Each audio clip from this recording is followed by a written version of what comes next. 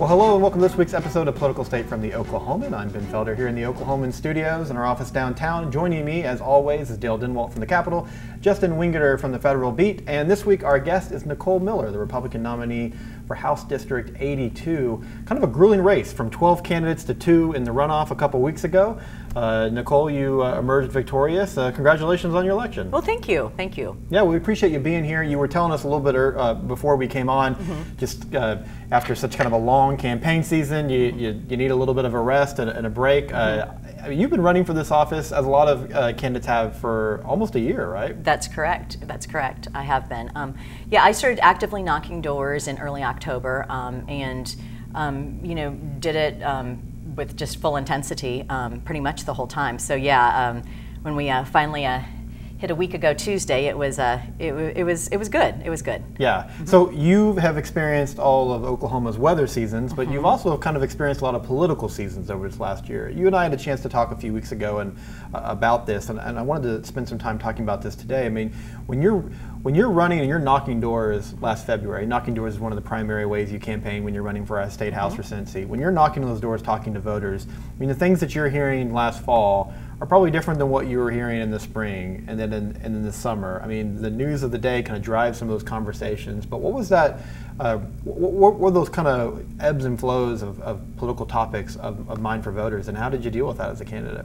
Sure. I mean, so what we definitely saw through the fall and into the early winter, we were in 3 special sessions, so it was perpetual special session, and definitely we've rolled into A+ and later on into Step Up in the walkout. But what we really were hearing primarily was budget. I mean, special sessions, people were pretty frustrated, just a lot of voter dissatisfaction clearly. And then obviously we went A+ and Step Up budget. I would say we started to see a shift around February, especially when the legislature went into session. Really, we were talking education. And obviously that kind of hit a crescendo in through April. But really, through the primary, it was education. So when budget, education, then it kind of flipped education, budget, in my opinion. Yeah, it's interesting. So much of the attention this year has been on kind of voter revolt, so to speak. And we've seen some incumbents lose their reelection in the primary and then the runoff a couple weeks ago. Democrats have tried to capitalize on that. Your district is a little different because it was an open seat, so there was no incumbent on the ballot. How much, though, did voter frustration play a part, do you feel like, in this campaign in your district? Which I should say, 82, it's Deer Creek, kind of northwest Oklahoma City. This is a solidly conservative district. But did you sense voter frustration, and what did that look like in this Republican district? Right, yeah. So House District 82 is upper northwest Oklahoma County.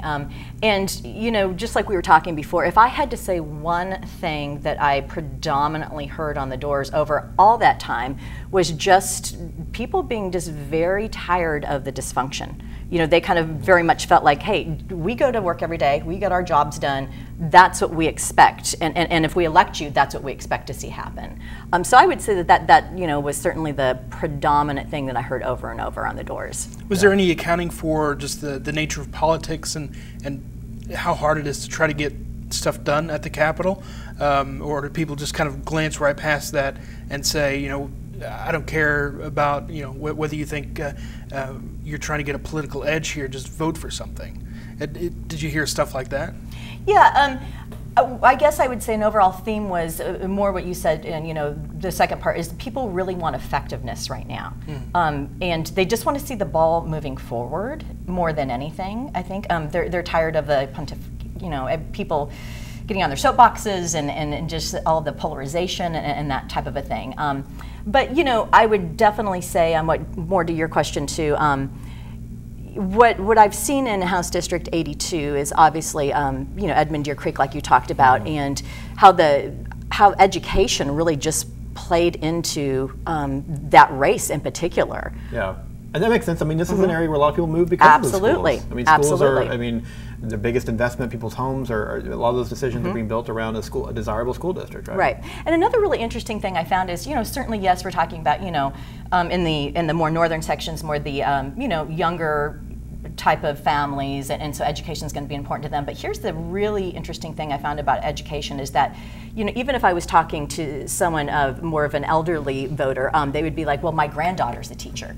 Or I was a teacher for 30 years. And so to me, just how widespread that issue, it touches a lot of people. Yeah, I mean, education's, we've talked about this before, I mean, education has always been one of the #1 topics. You talk to anybody running for office, they always say education. It felt like this year, though, that it was talked about in more specific ways. I mean, obviously with the teacher walkout driving it, but you heard countless stories of challenges and struggles in classrooms. I mean, it seemed like we kind of entered a new level with education.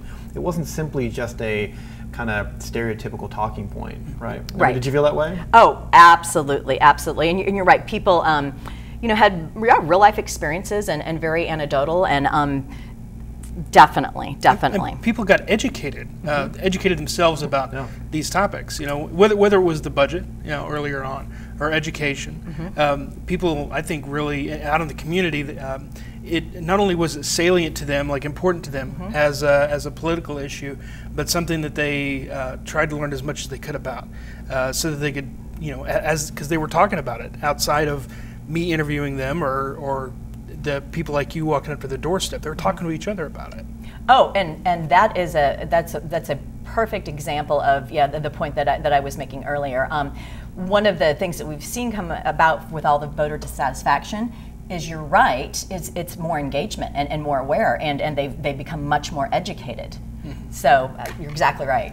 How, as a prospective lawmaker, how does that make you feel to have an electorate who knows probably just as much as you, or maybe more, about the issues that you're talking to them about?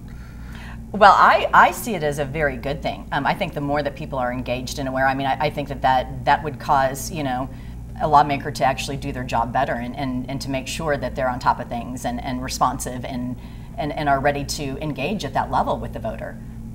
Well, those voters won't let you get away with talking points, though. If they know the issues, they're going to go back and forth, and you may be on that front step for 30 minutes or so. Yes, and I've learned so much through doing this. You always do, and I'm always the first to say, you know what, maybe I don't know as much about that issue as you do. Please explain that to me.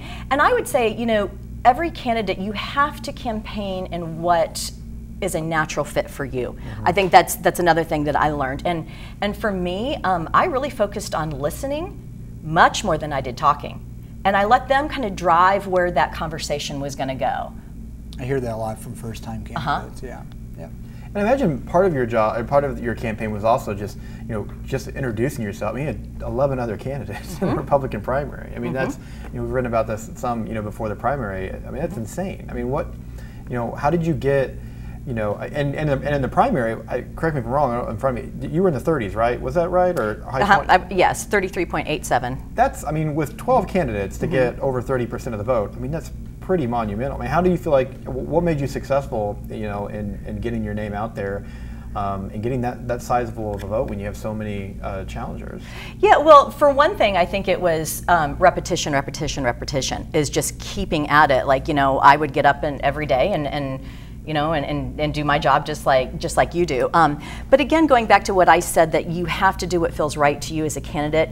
For me, where I felt the most comfortable with was, again, listening a lot and just hearing what they had to say, but through that really making a connection with the voter. And I would say more than anything, that helped me as the months went on, because we would, a lot of times we'd pick up, maybe it'd been a couple months, but we'd pick up the conversation where it was before, or I would remember, like, oh, has your daughter had her baby yet, and things like that. And I know that's not like, you're not talking about the political issues of the day maybe in that particular conversation, but you're connecting with people. And really, politics is about people. It absolutely is. Yeah. We mentioned earlier about just kind of this, the voter frustration, and you saying a lot of voters, just want the legislature to work. And we really saw that a lot this last year, just the inability to work, especially on the issue of increasing taxes with the, the 75% threshold to approve. So, the bulk, even if the bulk of the legislature was ready to move on an issue, a small group could kind of stand in the way, whether that's Democrats or the very right wing of the Republican Party. I'm curious, what in your district, you're talking to Republican voters. Did you give me a sense of how conservative are these voters? I mean, how would they surprise people who maybe aren't Republican and are wanting to know where Republican voters are? I mean, did you see Republicans who were saying, I'm okay with paying more taxes, maybe in this sense, or I'm okay with, getting away from social issues, or do you feel like those things are still going to play pretty well in the legislature? I mean, kind of how would you assess the Republican voter, at least from where, in your community in '82? Well, and I think that goes back to where we kind of started this conversation. It really depended the time period. Certainly in the primary, it was, you would hear a fair amount of Republican voters. And again, where you were in the district geographically, of, I don't really want to pay any more taxes than the next person, but I really believe that we've got to fund our services. Look where we're at, and we can't. I think a lot of that what we saw people being unsatisfied too is the fact that we were ranking so low in education, and so high in incarceration, and those numbers kind of came out during that time period too. So you would run into people who would say, "Listen, we can't do this anymore. We've got to change course." I would say more in through the runoff, and this is probably the nature again of the runoff. Two very different races, and they really were. I mean, they were obviously connected, but very different feels. And there, basically, obviously 1010 had already happened, and we knew that the, referendum petition was that was a dead issue.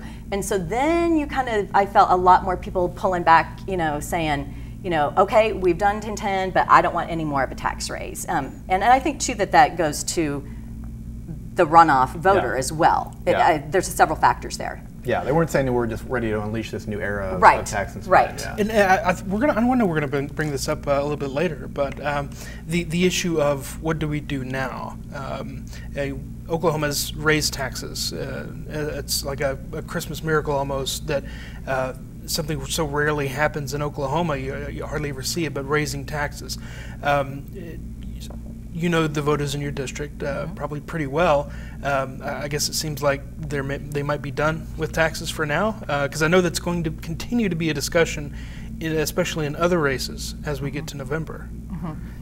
Well, I would say the shift I saw from the primary to the runoff is that's when you saw a lot more of, okay, so we've done the tax increase, now how is my money being spent?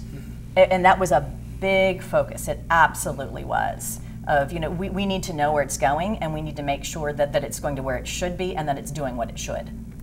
So I personally, I think that's a theme that we're really going to see in the next legislature. Yeah. Well, let's make that segue. Dale, you're talking about there's still a conversation about raising taxes. Right. We saw that this week. Drew Edmondson, a Democratic candidate for governor, who has been talking about wanting to raise the gross production tax to 7%. Double down or whatever you want to call it. This week's reiterating that he's going to make that call, take it to a vote of the people if the legislature won't go along. He got an endorsement from former OU President Bourne. I mean, Edmondson is making this an issue this year. Yeah, it's almost surprising. You almost wouldn't think that a Democrat would run on the issue of taxes, but he's doing it. He says, we're not quite done yet. There's still $300 million out there that was part of the step-up plan. The step-up plan ended up being about $300 million more than what the legislature actually approved. And he says, well, I want that $300 million so that I can put more money into schools and the other things that he feels are necessary for the state. So he wants to raise the gross production tax, eliminate the capital gains, and increase the price, the tax rate on cigarettes again after the legislature did that. He may be walking a fine thread here, right? That are voters ready for another tax increase? He's going to have to convince them. Yeah. You're walking a fine line. I feel like that may be kind of a risky move, Justin. I don't know if there's another alternative, but we saw these massive tax hikes in the spring, and Nicole, as you just said, a lot of voters, especially Republican voters, like, all right, we increased taxes. Now it's time to spend it wisely. Is there an appetite for even more, do you feel like? I think you could at least get away with the capital gains thing, because it's not, strictly speaking, a tax increase. You're getting rid of a break, an exemption. I think there's probably some popularity for that. There was even, I believe, a researcher that the Incentive Commission hired that recommended getting rid of that break, if I recall correctly. Right. So that could go over well. I think you can get by with that. And that's something that teachers actually hung their hat on a lot during the walkout. We're spelling capital gains on the lawn of the Capitol. So that may be something where there is some support in some pockets, but yeah. And it just doesn't affect a whole lot of people. It's really an upper class sort of thing. So you could get by with that. You could have sort of a populist approach on that issue. Gross production tax is a little tougher. There are more people affected by that industry, kind of like not to the extent of education, but everyone knows somebody in oil and gas, or that concern is going to be pretty widespread. So that one's a tougher sell, I think. But there's some frustration at oil and gas sometimes over the fracking issue, and there have been times where people have pushed back a little bit against those industries, but it's one that touches a lot of people, and they have a lot of money, obviously. Deep pockets, and you're picking a fight with some people that can as spend we a lot talked about of last money. week. Yeah, they have a lot of money to spend. So, well, we've said this before, but I feel like of all the candidates in the race, I mean, Kevin Stitt's probably the one that is most pleased that the tax increase was passed, because I say that kind of jokingly, because I feel like you can say now as a candidate, if you're Stitt, saying, listen, we already increased the taxes. Now the economy is getting better. Let's focus on how we're going to spend that money. It doesn't feel as doom and gloom. Now it may if you're a teacher, and it may if you're still in some, if you're working in the healthcare field. So, I don't want to, say that everything's rosy. I'm saying that a candidate like Stitt may be out across the state saying, hey, the economy is getting better. Let's not monkey with it, especially in oil and gas, because you always hear whenever there's a proposal to increase oil and gas that you are messing with people's livelihoods, jobs, and it's a ripple effect that most Oklahomans don't really understand. They just know that they see a bunch of oil derricks everywhere, so it's going to, it must have some kind of impact. How much do you think, Nicole, are tax increases going to be a part of the governor's race, do you think? I mean, that's a little bit more of a broad level than what you're focused on, but you are on, you have your finger on the pulse of Republican voters pretty well. Yeah, I mean, I think certainly it's going to play somewhat. One thing that I would say, and it made it a little bit easier the longer that I was campaigning, was the fact that you could talk about, well, we are going to be running surpluses, and back to what you said, like that is a much easier position for a candidate like Kevin Stitt to be in. And I think that at that point, from the Republican side, really where that conversation needs to go is, okay, so we're going to be up again. How do we handle that? How do we make sure that we are not in this position again in 10 years? Because, we all know that, our anchor industries, with all due respect, are commodities-based, and we're talking about a cyclical environment. So how do we plan better for that? Yeah. As a legislator, would you be relieved, I guess, that you don't have to worry about a vote like 10-10 coming? Obviously, unless Drew Edmondson gets in the governor's race and forces a vote on it. Are you kind of relieved that that issue has already kind of been taken care of? Oh, I mean, certainly relieved in some ways. I think that it's kind of like you were talking earlier. It's the topic du jour, if you will, and our next round of legislators, they're going to be dealing with medical marijuana. So it's just it's just a different issue to tackle. With the different set of circumstances and second and third order effects and those types of things. So. Yeah, did you brought up marijuana? I'm curious how much of an issue was that brought up a lot by voters? Oh, right before the primary, absolutely. And it was really, really interesting. Some of the responses that I was hearing on medical marijuana, again, knocking a very, a very Republican district, and when you're knocking the primary Republican voters, and you would think that you would hear it completely a certain way, probably against. What's really interesting is when you get down into, and this is really where it happens for all of us, is how is this affecting my daily life, right? So I maybe was talking to some 65 plus primary Republican voters who were like, hey, listen, you know what? My husband has Parkinson's or what have you. And so it was interesting, some of those responses, not what I was maybe expecting to hear. Yeah. I think a lot of people maybe underestimated the support that this had. I mean, especially in those more conservative circles. I mean, it's easy to look at this as drug use. This is a social issue. Your most conservative voters are going to be this most strongly against it. But that's interesting. We've heard this kind of anecdotal stories, right, of these kind of older voters, especially, who felt like this may be something that could bring relief to them. So what do you tell voters on marijuana? Do you have something you'd like to see the legislature do? Obviously, it's already passed. So, and I don't know if they were asking you how you're going to vote on it, on the ballot measure, or were they telling you something that they want to see you do in the legislature? Depends on the voter. Yeah. Again, I was someone who more followed where they had wanted to go. One of my kind of, standard responses, and this is very true. It's happened. Is the people spoke, Yeah. and so now it gets into building that framework and setting it up, which we're seeing obviously meetings going on right now, and we saw how that it was initially kind of approached and how that didn't go so well, and that was really interesting too. So again, with the primary Republican voters, even people were like, I heard quite a bit of, I didn't vote for it, but I'm also not okay with this overreach because conservatives don't like that. They don't like to feel like government or an agency is going too far. Yeah, that's interesting. So you're talking about the health board Yes, then? Okay. I am. Figured. Yeah. Make sure, yeah. Interesting. That really is interesting. Even if someone maybe isn't the biggest supporter of marijuana, medical marijuana, they would still go to bat for the people who voted for it, just because they don't like the idea of an agency creating rules that go beyond what the voters wanted. I think it's probably something some people didn't think about before they made decisions. That the backlash really could have come back hard. Yeah, some strange bedfellows a little bit Yeah. now in this kind of post state question, was it 788 world or whatever That's it a was. very So, good way to say it. Yeah. Yeah. Oklahoma's politics may be shifting a little bit, or may have already shifted. I've been covering Oklahoma politics for about 10 years now, and it's almost unrecognizable. You could probably maybe say the same thing, depending on how long you've watched politics in Oklahoma. I know that, for example, 10 years ago, there were maybe two people in the legislature who would utter the word "smart on crime," and now it's a mantra. You can't leave your house as a candidate without talking to somebody about doing something smart on crime. And I think Oklahoma's had some kind of a turning point in the last decade.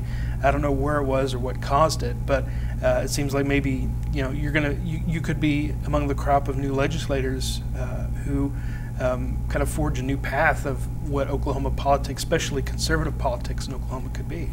And that's what you say, it's unrecognizable Oklahoma politics, and I say specifically, like you just said, conservative Oklahoma politics, which is the dominant political sphere in Oklahoma. And maybe that's why this has surprised so many people, because typically we're used to dissecting politics in red and blue and what shade of the map, or that kind of thing. And we're not looking. I mean, as monumental as this year is, no one is realistically talking about a change of power, the Democrats taking back the House or the Senate, or maybe a competitive governor race, but there's still a lot of skepticism of how well the Democrats will do for the governor's race. So we're not going to see that shift of power likely that is easy to identify and say, yep, this is a change year. That change, you have to look a little bit more in the weeds a little bit this year. And how do you feel about that being in kind of a new political Oklahoma? Does it match kind of where you are personally politically? Although it sounds like you are trying to be maybe more of a representative rather than something else, that you're reflecting the ideals of your constituency. But is this new conservative politics, do you feel closely aligned to that? Yeah. Well, obviously, I was as surprised as anyone by the overall results of August 28. Obviously, again, the people spoke, and if you looked at who came out of those Republican primary races, runoff races, and really, in my opinion, is I really feel like, generally speaking, that the people were saying, we want people who are going to work together and get things done. Do you know what I'm saying? So I think that it is a new era, and I'm someone who's certainly principled yet pragmatic. Right. I think one of the things to be interesting, and I want to anoint you. Excuse me. Yeah, you have a Democratic absolutely. opponent, and this is a Republican district. So I think that's why we're kind of talking in some likely terms for you, maybe making the legislature next year or this year. But one thing that's going to be different for you if you are elected is there's going to be so many new lawmakers. I mean, Dale, how many are we at least going to? I mean, we're a third of the at least that are going to be new. I mean, I remember even just a couple years ago running into a newly elected state senator who was just wide-eyed and said, I don't know what I'm doing, but you know what? I got a couple years to just hide, in the back and figure this out. I don't know that you're going to get that luxury. I mean, I don't think you guys are going to be expected to lead. I mean, there are still some established leaders, in the House and the Senate, but there's going to be so much turnover and change that I think the freshman class's impact is going to be bigger than we've ever seen. Yeah, we can have freshman chairs of committees. I know that the vice chairs of committees last year were all freshmen in the House. Speaker McCall really made that effort, but the turnover. Like I know that the Agriculture and Rural Development Committee lost both of its chair and vice chair, and so they're going to have to find some new blood maybe for that committee. There's so much turnover that I think the top leadership in the House, who I know McCall has a while left to go, but they're going to be looking for people, like you in their first, maybe their second terms to kind of step up. Are you ready for that? Do you have leadership hopes? Should you get into the legislature? I'm just someone who wants to go in and do my job to the best of my ability, but. And we'll see, what happens from that. But I think that you make a really, really good point. Is what we've seen, and I often, would make this comment on the doors too. That we have caused these very young legislators, young in their career, to be making some pretty big decisions. And then for even the next step beyond that is, we've pushed people into leadership quite quickly too, and so they've had a lot on their shoulders. I understand certainly there's dissatisfaction, but you're dealing with a lot of people who are trying to figure things out as they go too, quite frankly, because they just don't have that institutional knowledge and the experience and the wisdom that comes from experience. Yeah, it's going to be an interesting year. Like you said, when you look at the balance of power between R's and D's, it's going to be probably very similar. But looking at it in a closer look, we're going to see so many new lawmakers this year. The tone, the conversations are going to be different. It has to be, right. You can't have that much change, even if it's within the same party, and not have there be some kind of dramatic impact. Should be fun for you to cover it. Yeah, I'm sure we're going to have lots of discussions about where actual power lies at the legislature, seeing as how there's so many freshmen. When term limits came into effect, the big argument against it was that we're going to have all these brand new legislators every year. Who is going to be teaching them how to be a legislator? Who's going to have the most control over them? Is it going to be their constituents who brought them to office, or is it going to be the lobbyists they look to educate them about the issues that they're going to be voting on? Is it going to be the staff that helps them draft bills and answers legal questions for them? Who knows? With someone as maybe young and naive about the legislative process comes in, it is a big shift. It's a lot of stuff that you have to learn in just a very short amount of time, and so someone like you may have to look up to a lot of people to teach you about what it means to be a legislator. So that's a good discussion. Maybe we can have a podcast on later about who's running things when you have so many new people. Yeah, it'll be a quick learning curve, and good luck as you move forward, thank you, Nicole. We appreciate your time today. That's going to do it for this week's episode of Political State from the Oklahoman. Thanks to Nicole Miller, the Republican nominee for House District 82, the winner of the runoff a couple weeks ago. With Dale Dinwalt and Justin Wingeter, I'm Ben Felder. Thanks for joining us this week. We'll be back with another episode next Friday from the Oklahoman.